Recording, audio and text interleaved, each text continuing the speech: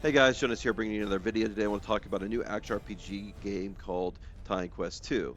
Right now, they're in a state of playtest where you can actually request access to it, and you get about an hour's worth of content to play with at the moment. You can play a little longer if you want to, but the walkthrough is about an hour long when it comes to defeating the story that currently is in place. You can do different characters to try the different skills and stuff. I didn't really go that deep into it. I just did the one playthrough, beat the final boss, experienced the mechanics of the game, and yeah, just got it kind of feel of Time Quest because I've never played Time Quest before. This is my first experience in the franchise. Really enjoyed the game though; it was a lot of fun. But once again, to get access, literally go to Steam, go to Time Quest loading page, and then you'll see on there an option to request access. And then you'll get an email once you get access. It took me about like 45 minutes yesterday to gain access to it to be able to play it. So it does they do get back to you pretty fast to allow you to play. But once again, you got till Sunday, so you'll only have a couple days to actually get access, and so definitely get in there and do it.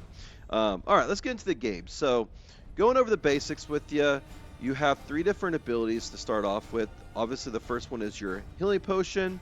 You get two healing potions that actually will regenerate in combat. So when you're fighting mobs, you'll slowly regenerate them back. When it comes to energy, you get one energy potion as well that will automatically regenerate for you. So you have to worry about fighting mobs or anything like that. The other ability you have is a barrier, which when you hit that, it has a 12-second cooldown. It puts a barrier on top of your life. That way you have another way of survivability. And then you have dodge roll. Dodge roll is going to be very important, as you know, especially like for PoE2, Diablo 4. On bosses, it comes in handy quite a bit. Especially the last boss, you really got to be prepared for it. You can't just go in there and tank it. You got to dodge its mechanics. You got to be able to understand like what mechanics the boss has. If not, you're gonna get destroyed. Trust me, I got destroyed the first time I tried it out. I went in there and just tried to tank it, and it didn't work to my advantage at all. So definitely make sure you utilize your dodge. You get two different dodge rolls that will have a cooldown that regenerates as you know over time, right? The other thing you have is your different systems. The first system you have is masteries. Pretty cool system. I've never played Time Quest 2 like I said before, so this is a brand new experience for me. Definitely a very different system than any other action RPG I've played. The way it works is you get divinity points, which you get from leveling throughout the campaign. Currently, we only have access to the first few skills. I went with Sweeping Strike. So Sweeping Strike, when you first start out, is just a basic skill that does a swipe around your characters that hits a lot of different like the characters around you, so it has an AOE, right? Then what you can do is when you level up, you get points to modify the skill. I went with the whirlwind modifier, so now instead of just doing a sweeping strike, when I do the ability, it does a whirlwind around me, which I love whirlwind. I've always liked doing whirlwind. I'm doing a whirlwind build with my barb inside of Dragonkin right now. I love it on D4. I just love barbarian and whirlwind, so I love the fact that they have a whirlwind skill on this character. And then the more points you get, the more modifier points you get to make your skill stronger, like any other action RPG. Passive points work the same way. You put more points each level into your passive point to make it stronger, and then you can pick a different feat to put into it to customize that skill even more. The other system you have is attributes. Now, be very careful with this system. The skill system, you can actually go in there if you have gold, and you can take points out and add points on as well. This system, you cannot modify. What points you get is the points you're stuck with. So what this does for you is obviously it makes your character stronger, but it allows you to wear different skills, or I'm sorry, different armor sets and also different weapons. So like I went with might because I wanted to be a very strong barbarian type character, so I could wear the heavy armor. But be careful because when you look at the items, the item I have right now, it requires fitness and might, while some other systems require cunning and it depends on the weapon you have.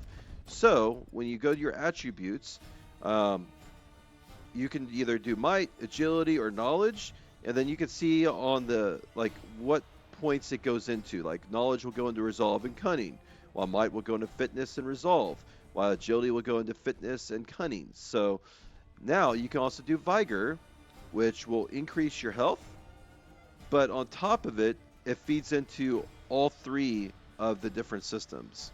So it goes into fitness, it goes into cunning, it goes into resolve. So I focus on these two different abilities, but you might pick up an item that needs some more resolve, more cunning. So you have to be very careful on the points you pick because, once again, you can't just respec out of this. So what I would recommend, which I should have done myself, is wait till you get an item.